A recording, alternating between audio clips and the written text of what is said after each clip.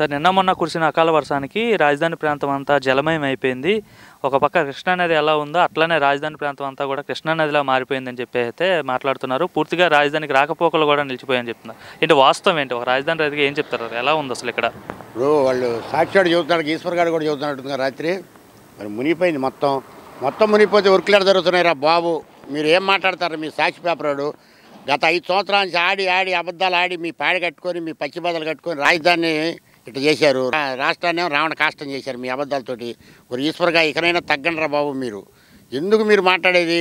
మా రాజధాని పరిధిలో ఇప్పుడే కాదు ఎప్పుడు నేను ఇదిగో ఇది కొండరాజుపాలెం, నేను ఉంటున్నది కొండరాజుపాలెం రా బాబు. ఇది పల్ల ప్రాంతం మాకు. మా 29 గ్రామాల్లో ఇది పల్ల ప్రాంతం. మరి ఇక్కడే నీళ్ళు లేవు ఈరోజు. మరి ఇక్కడ వర్కులు తాగుతున్నాయి, మొత్తం కడుతున్నారు వర్కులు. మరి మీరు ఎందుకు మాట్లాడతారా? దేనికి మాట్లాడతారు మీరు?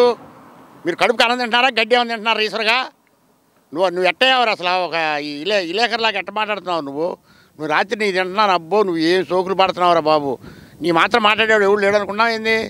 నువ్వు బయటికి రారా, బయటకు వచ్చి మాట్లాడు. నీకు గతంలో కూడా చెప్పా, నీకు గతంలో ఎన్నోసార్లు చెప్పా, అరే బాబు అబద్ధాలు చెప్పమాకరా, నిజాలు మాట్లాడుతావు నేర్చుకోరా ఈశ్వర్గా అని చెప్పా. నువ్వు అసలు ఎప్పుడు నిజాలు మాట్లాడవు, అన్నీ అబద్ధాలే. చంద్రబాబు మీద పోతావు. దేనికి? చంద్రబాబు ఏం చేశాడు నిన్ను? రాజధానిలో రాకపోకలు నిలిచిపోయాయి. మా రాజధానిలో ఇప్పుడు కట్టింది హైకోర్టు కట్టింది కూడా అసలు మాకైతే వెనకటి నుంచి పల్ల ప్రాంతం అది. ఇవాళ అది కూడా మెరక రాకపోకలు నిలిచిపోయాయని చెప్తున్నారు. ఎక్కడ నిలిచిపోయాయి? కార్లు ఎన్ని వస్తున్నాయి చూడండి. కార్లు వస్తున్నాయి, మనుషులు తిరుగుతున్నారు, మోటార్ సైకిల్ తిరుగుతున్నాయి, బళ్ళు తిరుగుతున్నాయి, అన్నీ తిరుగుతున్నాయి. మా రాజధానిలో ఎక్కడ చుక్క నీరు లేదు. ఉంటే కృష్ణానదిలో ఉండే కట్టాలని, అంతేగాని మా రాజధానిలో ఎక్కడ ఒక చుక్క నీరు లేదు. ఏదైనా ఉంటే కూసిన గోతుల్లో ఉంటాయి. వాళ్ళు చెప్పేని అబద్ధాలండి. వీడియోలు చూపిస్తున్నారు కదా, వీడియోలు కూడా వేస్తున్నారు కదా. ఎవడేసాడు? సాక్షుడేగా. నా కొడుకులు వీడియోలు వేసేది నాకు తెలుసు. ఎక్కడ వీడియోలు వేస్తారో అవి తీసింది ఎక్కడో కూడా నాకు తెలుసు. చెప్పమంటారంటారా? మీరు ఎక్కడ తీశారా వీడియోలో? ఎరా లాము, దొండలగడ్డ ఆ ప్రాంతాల్లో వీడియోలు తీశారా మీరు? అక్కడ ఉన్నాయి నీళ్లు. ఎట్టంటే కొండవీటి వాగు నుంచి వచ్చే నీళ్లు ఆ లాము చెరువులో నన్ను ఆ లాము పొలం మీద ఉంటాయి. బళ్ళు ఆ రకంగా బాధంటే మీకు కళ్ళు ఏమైనా పోయింది అంటారా? అక్కడ పుట్టోలు తీసి మీరు పుట్టోలు తీసి పేకేవాళ్ళు మాట్లాడుతున్నారు. మీకు నిజం మాట్లాడతాం రాదు. ఇకనైనా నిజం మాట్లాడతాం నేర్చుకోండి. అది కూడా అయిపోయింది. వాళ్ళతోటి మీ బతుకే అయిపోయింది. ఎందుకురా బాబు మీరు మాట్లాడబాకండి. మా రాజధానిలో ఎక్కడ బొట్టు నీళ్ళు లేవండి.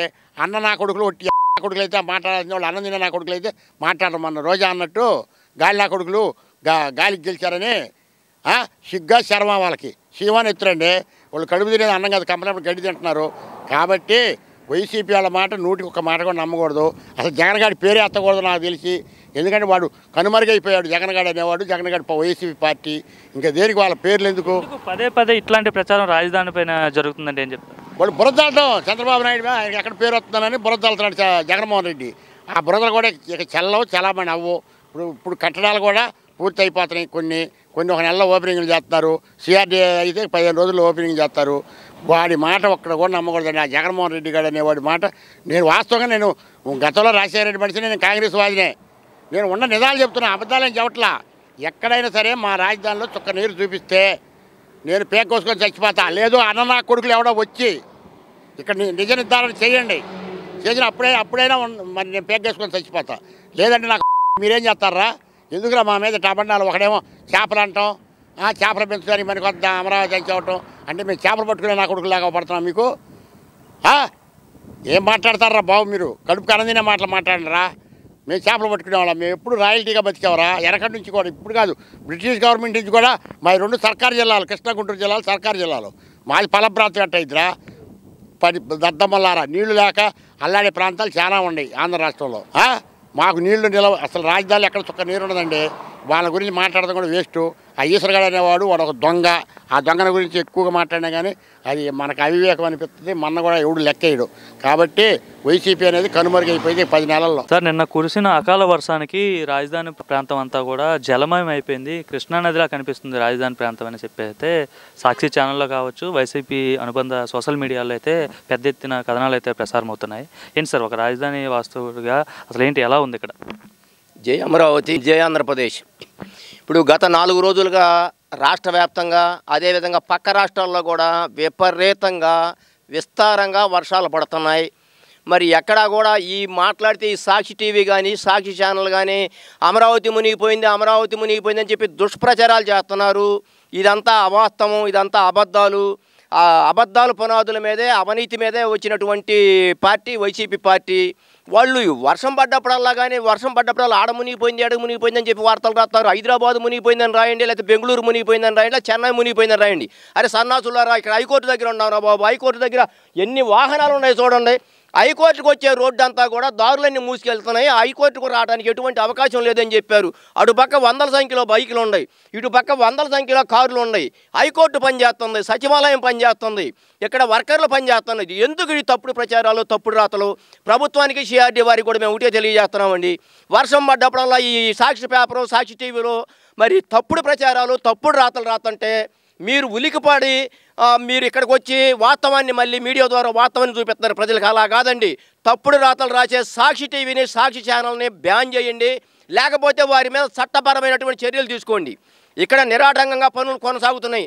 ఎక్కడన్నా ఒకసారి రాజధాని నిర్మాణ పనులు జరుగుతుంటే అక్కడ పునాదులు తీస్తే ఆ పునాదులు ఇప్పుడు పనిచేస్తున్నారు కదా, పునాదులు తీశారండి.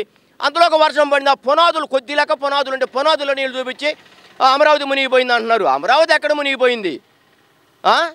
అరే సిగ్గులేదని సన్నాసులారు, ఇటువంటి తప్పుడు ప్రచారాలు చేస్తేనే మీకు 11 సీట్లు వచ్చినాయి. ఇవాళ పులివెందుల్లో జగన్మోహన్ రెడ్డి సొంత నియోజకవర్గంలో డిపాజిట్లు కూడా రాలా. ఇప్పుడన్నా తప్పుడు వార్తలు, తప్పుడు కథనాలు ఆపండిరా బాబు. వాస్తవాలు చూపించండి. అభివృద్ధిని అడ్డుకోవద్దు. అరాచకం సృష్టించారు, రాక్షస పరిపాలన చేశారు. 5 సంవత్సరాల్లో అమరావతిని విధ్వంసం చేశారు. అమరావతి మునిగిపోయిందని చెప్పి చెప్తున్నారు. అసలు ఏంటి నిజంగా ఇప్పుడు ఎలా ఉంది పరిస్థితి? అంటే ఇప్పుడు హైకోర్టు చూపించారు, మిగతా ఏరియాలో ఎలా ఉంది? సచివాలయం కావచ్చు, మొత్తం కోర్ క్యాపిటల్ మొత్తం మునిగిపోయిందని చెప్తున్నారు. ఈ అబద్ధాలు ఈ సాక్షి పత్రిక వాళ్ళని రమ్మనండి. ఇక్కడ వందల సంఖ్యలో వాహనాలు ఉన్నాయి. ఇక్కడ హైకోర్టు నిరాటంకంగా విధులు కొనసాగుతున్నాయి. అక్కడ సచివాలయంలో వేల సంఖ్యలో ఉద్యోగులు ఉన్నారు, వందల సంఖ్యలో వాహనాలు ఉన్నాయి. ఇక్కడ అంతా కానీ అన్నీ కూడా ఎక్కడ కూడా ఇసుమంటి గుంటూరు, కృష్ణా 2 జిల్లాల్లో కూడా పాఠశాలలో కూడా సెలవులు ఇచ్చారండి. ఎక్కడా కూడా మరి హైకోర్టు కానీ లేదా సచివాలయం కానీ నిరాటంకంగా విధులు కొనసాగుతున్నాయి. మరి ఉద్యోగులు వచ్చారు, అందరూ కూడా మరి చక్కగా పని చేసుకుంటున్నారు. మరి ఎందుకు ఈ తప్పుడు కథనాలు, తప్పుడు రాతలు రాస్తున్నారు? ఇందాక చెప్పాను కదండి, వీడియోస్ కూడా చూపిస్తున్నారు కదా. వీడియోస్ ఎక్కడో తీసి వీడియోస్ మార్పింగ్ చేస్తున్నారండి. ఎక్కడో నీరుకొండ దగ్గర, నీరుకొండకు అవతల పక్క అది ల్యాండ్ పూలింగ్లో భూమి లేదు. ల్యాండ్ పూలింగ్లో భూమి లేనటువంటి ముంపు ప్రాంతాన్ని తీసుకొచ్చి ఆ నీరుకొండని దూరం నుంచి గ్రాఫిక్ చేసి ఆ నీరుకొండ దగ్గరలో లేకపోతే ఎస్ఆర్ఎం కాలేజీకి అవతల నీళ్ళు ఉన్నాయని చెబుతున్నారు. ఎస్ఆర్ఎం కాలేజీకి అవతల ఎక్కడ ఉందండి? రాజధాని ఉందండి. ఎందుకండి ఈ అబద్ధాలు రాయటం? ఇటు వచ్చేదానికేమో అవతల ల్యాండ్ పూలింగ్లో తీసుకోలేదు. ల్యాండ్ పూలింగ్లో లేని ప్రాంతాల్లో, లేని భూముల్లో నీళ్లు ఉన్నాయనుకోండి, అవి తీసి తప్పుడు కథనాలు రాస్తున్నారు. ఎక్కడైనా సరే వర్షం పడ్డప్పుడు 1 గంట అరగంట నీళ్ళు ఉంటాయి కదండి. ఆ వర్షం పడ్డ టైంలో వచ్చి డ్రోన్లు పెట్టు, లేకపోతే వాళ్ళు ఉన్నటువంటి కెమెరాలు పెట్టు, ఆ వర్షం పడ్డటువంటి స్పాట్లు వచ్చి అక్కడ ఫోటోలు తీసి ఇగో నీళ్లు పారుతున్నాయి అంటున్నారు. నీళ్లు పడ్డ నీళ్ళు ఎటో ఒకటి వెళ్ళాలి కదండి. నీళ్లు వర్షం పడంగానే నీళ్లు పారుతుంటే ఆ నీళ్లు పారే ఫోటోలు తీసుకొచ్చి ఇగో మునిగిపోయింది ముంపు ప్రాంతం అని చెప్పి అబద్ధాలు రాస్తున్నారండి. ఇప్పటికైనా సరే సిగ్గు తెచ్చుకోవాలి. ఇప్పుడు కూటమి ప్రభుత్వం 58,000 కోట్ల రూపాయలతోటి టెండర్లు పిలిచారు. 74 పనులకు సంబంధించి మరి టెండర్లు కూడా పూర్తయి వర్కులు కూడా కొనసాగుతున్నాయి. ఇక్కడ జిఏడి టవర్లు కానీ, హైకోర్టు భవనాలు కానీ, అసెంబ్లీ భవనాలు కానీ, మరి ఉద్యోగస్తుల భవనాలు కానీ, అదేవిధంగా సిఆర్డీ కేంద్ర కార్యాలయం ఇంకో 15 రోజుల్లో కూడా పూర్తయిపోతుంది. అది కూడా ప్రారంభోత్సవం కాబోతుంది. అదేవిధంగా ఐఏఎస్ బిల్డింగ్స్, ఐపీఎస్ బిల్డింగ్స్, ఉద్యోగుల భవనాలు ఇవన్నీ కూడా నిర్మాణ దశలో ఉన్నాయి. ఇవన్నీ కూడా దాదాపుగా పూర్తయినాయి. అదేవిధంగా రాజధానికి సంబంధించినటువంటి 34 రోడ్లకు కూడా టెండర్లు పిలిచారు. ఆ రోడ్ల పనులు కూడా కొనసాగుతున్నాయి.